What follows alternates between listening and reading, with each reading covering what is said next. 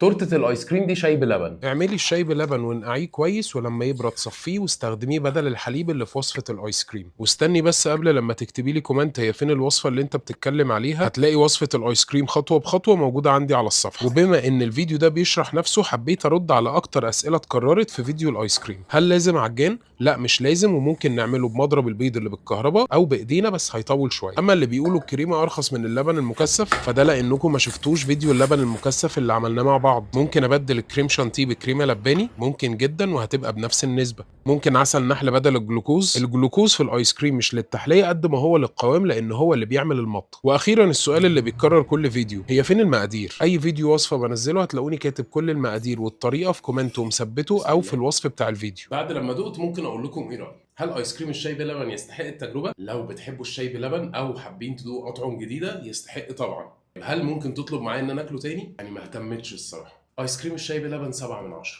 سلام.